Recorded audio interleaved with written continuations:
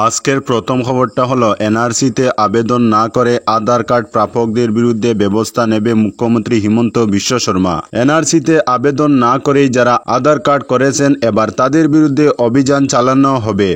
মুখ্যমন্ত্রী হিমন্ত বিশ্ব শর্মা একথা জানিয়েছেন। রবিবার আজারায় প্রধানমন্ত্রীর মন কি বাত শোনার পর সংবাদ মাধ্যমের সাথে কথা বলতে গিয়ে এই ঘোষণা করেন তিনি। সাংবাদিকদের এক প্রশ্নের উত্তরে মুখ্যমন্ত্রী বলেন, হিন্দু মুসলমান বলে কথা নয়, পাকিস্তানের সমর্থনে মন্তব্য করা কাউকেই ছেড়ে দেওয়া হয়নি। পাকিস্তান ছাড়া বাংলাদেশের সপক্ষে মন্তব্য করলেও কাউকে ছাড়া হয়নি। আগামী 2-4 দিনের মধ্যে অসমে বড় ধরনের একটি অভিযান শুরু হবে। এনআরসিতে আবেদন না করে কত সংখ্যক মানুষ আধার কার্ড নিয়েছেন এ ব্যাপারে খুব শীঘ্রই জানানো হবে। মুখ্যমন্ত্রী বলেন, গত কয়েক বছর ধরে যে পরিমাণ মানুষ অসমে প্রবেশ করেছেন তাদের ফেরত পাঠাতে অ্যাকশন প্ল্যান হাতে নেওয়া হয়েছে। বহু মানুষ এনআরসিতে আবেদন করেননি আর এখন আধার কার্ড নিয়েছেন। এখন যদিও তা বন্ধ করে দেওয়া হয়েছে, কিন্তু আগে যারা নিয়েছেন তাদের বিরুদ্ধে ব্যবস্থা নেওয়া হবে। প্রয়োজনে ন্যাশনাল সিকিউরিটি আইন লাগানোর জন্য পুলিশকে বলা হয়েছে। আজকের পরবর্তী খবরটি হলো সিলেবাসে বাদ মুঘল যুগ। যুগ হলো ভারতের ঐতিহ্য এবং মহাকুম্ভ। এনসিইআরটি সিলেবাসে বদল করা হলো। 7ম শ্রেণীর বই থেকে বাদ গেল মুঘল এবং দিল্লি সুলতানির অধ্যায়। সেখানে যোগ করা হলো ভারতীয় ইতিহাস, ভৌগোলিক পরিসংখ্যান এবং মহাকুম্ভকে। শুধু তা নয়, সরকারের নানা উন্নয়নমূলক কাজকে তুলে ধরা হবে। সেখানে বেটি বাঁচাও বেটি পড়াওয়ের মতো প্রকল্পগুলি থাকছে। নতুন সিলেবাসে জাতীয় শিক্ষানীতির অন্তর্গত করা হয়েছে। চলতি সপ্তাহেই এই কাজটি করা হলো। ভারতীয় ঐতিহ্য, দর্শন, জ্ঞান ব্যবস্থা এবং স্থানীয় কাজকে সিলেবাসে তুলে ধরা হয়েছে। এনসিইআরটির এক কর্তা জানিয়েছেন, এটি প্রথম ধাপে সিলেবাস বদল করা হলো। পরবর্তীকালে কয়েক মাসের মধ্যেই দ্বিতীয় ধাপটি করা হবে। তবে তারা সিলেবাস নিয়ে বিশেষ কোনো কথা বলেননি। এর আগে এনসিইআরটি সিলেবাস থেকে কয়েকটি অধ্যায়কে বাদ দিয়েছিল। সেখানে মুঘল, দিল্লির সুলতানি, তুগলক, খলজির অধ্যায়গুলি ছিল। তবে এবার একেবারে সিলেবাস থেকে এই অধ্যায়গুলিকে সরিয়ে দেওয়া হলো।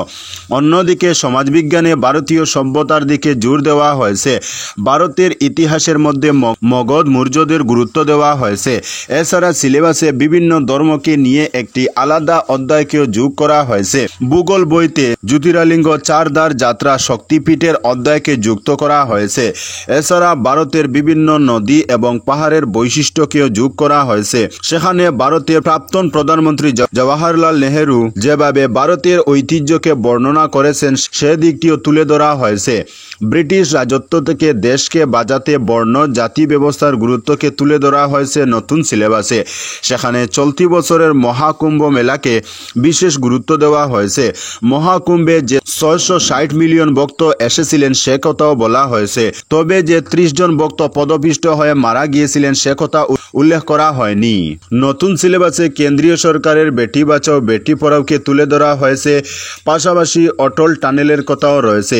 এই বইটিতে ভারতীয় সংবিধানের একটি অধ্যায় রয়েছে। ভারতীয়রা যে একসময় নিজের বাড়িতে জাতীয় পতাকা তুলতে পারত না সে কথা এখানে বিস্তারিতভাবে বলা হয়েছে। আজকের পরবর্তী খবরটি হলো উন্নয়নের ধারাকে অব্যাহত রাখতে বুট চাইলেন মন্ত্রী জয়ন্ত মল্ল বড়ুয়া শ্রীভূমি করিমগঞ্জে। শ্রীভূমি তথা করিমগঞ্জে বিজেপির নির্বাচনী জনসভায় পঞ্চায়েত নির্বাচনে হাওয়া তুলতে গেলেন মন্ত্রী জয়ন্ত মল্ল বড়ুয়া। সোমবার মন্ত্রী বড়ুয়ার উপস্থিতিতে শ্রীভূমি তথা করিমগঞ্জ জেলায় অনুষ্ঠিত হল ভারতীয় জনতা পার্টি অর্থাৎ বিজেপির এক নির্বাচনী জনসভা। এদিন জেলার সদরের লাগোয়া রেলওয়ে স্টেশন সংলগ্ন ব্রাইট স্টার ক্লাবের সামনে জেলা বিজেপি সভাপতি সঞ্জীব বণিকের পৌরোহিত্যে নির্বাচনী সভায় অংশগ্রহণ করেন অসম সরকারের জনস্বাস্থ্য, কারিগরি ও নগর উন্নয়ন বিভাগের মন্ত্রী জয়ন্ত মল্ল বড়ুয়া ও জেলা রাজ্যসভার সদস্য মিশন রঞ্জন দাস। অনুষ্ঠিত সভায় মন্ত্রী জয়ন্ত মল্ল বড়ুয়া বিজেপি ও অসম গণপরিষদ অর্থাৎ এজিপি মনোনীত প্রার্থীদের বিপুল ভোটে জয়যুক্ত করার আহ্বান জানান। তিনি বলেন, উন্নয়নের ধারাকে অব্যাহত রাখতে বিজেপি ও এর সহযোগী দলের প্রার্থীদের সমর্থন করা অত্যন্ত প্রয়োজন। এছাড়া বক্তব্য রাখতে গিয়ে মন্ত্রী জয়ন্ত মল্ল বড়ুয়া কড়া ভাষায় আক্রমণ করেন কংগ্রেসের সাংসদ গৌরব গগৈ ও বিধায়ক আমিনুল ইসলামকে। তিনি অভিযোগ করে বলেন, এআইইউডিএফ বিধায়ক বর্তমানে জেল হেফাজতে রয়েছেন এবং সাংসদ গৌরব গগৈ ও তার পরিবারের পাকিস্তানের সঙ্গে যোগাযোগ রয়েছে বলে সন্দেহ করা হচ্ছে। আগামী সেপ্টেম্বর মাসে এই বিষয়ে পূর্ণ তথ্য জনসমক্ষে প্রকাশ করবে বিজেপি সরকার বলে দাবি করেন মন্ত্রী বড়ুয়া। আজকের পরবর্তী খবরটি হল শিলচর জেলা পরিষদ আসন ও আঞ্চলিক পঞ্চায়েতের কংগ্রেস প্রার্থীদের জোর প্রচার। নির্বাচনের দিনক্ষণ যতই গনিয়ে আসছে, শিলচর জেলা পরিষদ আসন ও আঞ্চলিক পঞ্চায়েত আসনের প্রচার বেশ জমে উঠেছে। শিলচর জেলা পরিষদ আসনের কংগ্রেস মনোনীত প্রার্থী নূর ইসলাম লস্কর ও আঞ্চলিক পঞ্চায়েত সদস্য নাজমা বেগম লস্কর জোরো প্রচার চালাচ্ছেন। সোমবার শিলচর জেলা পরিষদ আসনের ভারতীয় জাতীয় কংগ্রেসের মনোনীত প্রার্থী নূর ইসলাম বরবুইয়ার সমর্থনে শিলচর রানীঘাট বাজারে এক বিরাট নির্বাচনীয় সভা অনুষ্ঠিত হয়। সভায় বক্তব্য রাখতে গিয়ে জেলা কংগ্রেসের সভাপতি অভিজিৎ পাল ও সুনাই প্রাক্তন বিধায়ক আমিনুল হক লস্কর সহ কংগ্রেস কর্মীরা শাসক দল বিজেপির তীব্র সমালোচনা করে বলেন, দ্রব্যমূল্য বৃদ্ধি আড়াল করে উন্নয়নের অপ্রচার চালিয়ে যাওয়ার দল হচ্ছে বিজেপি। বেকারত্ব সমস্যা দূরীকরণের পরিবর্তে অরুণোদয় দেখিয়ে বুট ভিক্ষা চাইছে বিজেপি। সার্বিক উন্নয়নে বিজেপিকে রাজনৈতিকভাবে উৎখাত করা উচিত বলেন তারা। শিলচর জেলা পরিষদ আসনে কংগ্রেসের দুই প্রার্থীর পক্ষে সব সম্প্রদায়ের মানুষের যেভাবে সমর্থন রয়েছে তা নির্বাচনী জনসভায় ফুটে এসেছে। নূর ইসলাম বরবুইয়া ও নাজমা বেগম লস্কর বক্তব্যে সবার দোয়া, আশীর্বাদ, সাহায্য ও সহযোগিতার কামনা করেছেন। এদিন উপস্থিত ছিলেন জন্মজয় চৌধুরী, সূর্যকান্ত সরকার, তাহির আহমেদ সহ কংগ্রেসী কর্মীরা। আজকের পরবর্তী খবরটি হল পেহেলগাঁও হামলার প্রতিবাদ করায় গম্ভীরকে হুমকি ইমেইল, গ্রেফতার গুজরাটের ইঞ্জিনিয়ারিং পড়ুয়া। পেহেলগাঁও হামলার প্রতিবাদ করায় খুনের হুমকি ইমেইল পেয়েছিলেন প্রাক্তন বিজেপি সাংসদ এবং ভারতীয় ক্রিকেট দলের প্রধান কোচ গৌতম গম্ভীর। আইসিস কাশ্মীরের নামে এই হুমকি পেয়েছিলেন তিনি। এই হুমকি পাঠানোর অভিযোগে 21 বছর বয়সী এক ইঞ্জিনিয়ারিং পড়ুয়াকে গ্রেফতার করেছে পুলিশ। পুলিশ সূত্রে খবর, গুজরাটের বাসিন্দা ধৃত ওই ইঞ্জিনিয়ারিং পড়ুয়ার নাম জিগ্নেশ সিং পারমার। শুক্রবার তাকে গ্রেফতার করেছে central district police.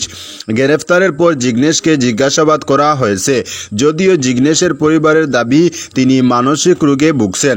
Central district পুলিশের ডেপুটি কমিশনার এম হর্ষবর্ধন বলেন, তদন্ত করতে গিয়ে ইঞ্জিনিয়ারিং পড়ুয়া জিগ্নেশ পারমারের নাম উঠে আসে। গ্রেফতার করা হয়েছে তাকে, যদিও জিগ্নেশের পরিবার জানিয়েছে ওর মানসিক সমস্যা রয়েছে। তদন্ত এখনও চলছে। এই ঘটনার পেছনে আসলে কোনো জঙ্গি যুগ রয়েছে কি না তা খতিয়ে দেখছে পুলিশ। আজকের পরবর্তী খবরটি হলো উস্কানিমূলক তথ্য পরিবেশন। ভারতে নিষিদ্ধ 16টি পাক ইউটিউব চ্যানেল খুব শোয়েবের উপরও উস্কানিমূলক মন্তব্য এবং সাম্প্রদায়িকভাবে সংবেদনশীল বিষয়বস্তু প্রচারের অভিযোগে 16টি পাকিস্তানি ইউটিউব চ্যানেল নিষিদ্ধ করল ভারত, যার মধ্যে রয়েছে প্রাক্তন পাক ক্রিকেটার শোয়েব আখতারের চ্যানেলও। পেহেলগামে জঙ্গি হামলায় পাক মদতের অভিযোগ তুলেছে ভারত। অবনতি হয়েছে দুই দেশের সম্পর্কের। একদিকে ভারত বাতিল করেছে সিন্ধু জল চুক্তি, অন্যদিকে পাল্টা হিসেবে ভারতীয় বিমানের পাকিস্তানের আকাশসীমা ব্যবহারে নিষেধাজ্ঞা জারি করেছে শাহবাজ শরীফ সরকার। এরই মধ্যে এবার 16টি পাকিস্তানি ইউটিউব চ্যানেল নিষিদ্ধ করল ভারত, যার মধ্যে রয়েছে ডন নিউজ, সামা টিভি, এআরওয়াই নিউজ, জিও নিউজের ইউটিউব চ্যানেল। এর পাশাপাশি প্রাক্তন ক্রিকেটার শোয়েব আখতারের চ্যানেলও নিষিদ্ধ করা হয়েছে। স্বরাষ্ট্র মন্ত্রকের সুপারিশের ভিত্তিতেই এই পদক্ষেপ। একটি সর্বভারতীয় সংবাদ সংস্থার প্রতিবেদনে বলা হয়েছে, উস্কানিমূলক ও সাম্প্রদায়িকভাবে সংবেদনশীল বিষয়বস্তু প্রচার, ভারতীয় সেনা এবং নিরাপত্তা সংস্থা সম্পর্কে মিথ্যা ও বিভ্রান্তিকর তথ্য পরিবেশনের কারণে ওই চ্যানেলগুলির বিরুদ্ধে ব্যবস্থা নেওয়া হয়েছে। আজকের পরবর্তী খবরটি হলো গাজায় খাদ্য সংকট তীব্র হচ্ছে, জানালো জাতিসংঘ। ফিলিস্তিনের অবরুদ্ধ গাজা উপত্যকার যুদ্ধ বিধ্বস্ত অঞ্চলে খাদ্য সংকট আরও গভীর হয়েছে এবং বর্তমানে সেখানে বসবাসরত মানুষের জন্য খাদ্য সরবরাহ সম্পূর্ণভাবে শেষ হয়ে গেছে। জাতিসংঘের শরণার্থী সংস্থা UNRWA রবিবার জানায়, ইসরায়েলি হামলা ও অবরোধের কারণে গাজার সাধারণ মানুষ খাদ্য সংকটে আছে এবং পরিস্থিতি প্রতিদিন আরও খারাপ হচ্ছে। বিশেষ করে শিশুরা খাদ্যের অভাবে কষ্ট পাচ্ছে। নানা দাতব্য সংস্থা তাদের কিছু খাবার সরবরাহ করার চেষ্টা করছে, কিন্তু অবরুদ্ধ গাজায় খাদ্য ও অন্যান্য প্রয়োজনীয় জিনিসপত্র জিনিসপত্রের প্রবাহ বন্ধ রয়েছে, যার ফলে মানবিক সংকট তীব্র হয়ে উঠেছে। আজকের পরবর্তী খবরটি হলো মিজোরামে চলন্ত গাড়ির উপর পাথর পড়ে মৃত্যু 3 যাত্রীর। মিজোরামের লেংপুইয়ের কাছে একটি মর্মান্তিক দুর্ঘটনা ঘটেছে। একটি ভারী পাথর গাড়ির উপর পড়লে ঘটনাস্থলেই মৃত্যু হয় 3 জনের। সূত্র অনুযায়ী সোমবার দুপুরে লেংপুই বিমানবন্দর সড়কের কাছে পুকপুই জলপ্রপাতের কাছে এই ঘটনা ঘটে। লেংপুই থেকে আইজলের দিকে যাওয়া গাড়ির উপরে পড়ে যাওয়া পাথরের আঘাতে ঘটনাস্থলে 3 জন যাত্রীর মৃত্যু হয়। গুরুতর আহত হয় চালক। আহত চালককে তৎক্ষণাৎ লেংপুই প্রাথমিক স্বাস্থ্য কেন্দ্রে নিয়ে যাওয়া হয়, তবে 4 জনের পরিচয় জানা যায়নি। তো বন্ধুরা, আজকের জন্য এতটুকু। পরবর্তী কোনো নতুন ভিডিওতে দেখা হবে, তখন অবধি ধন্যবাদ।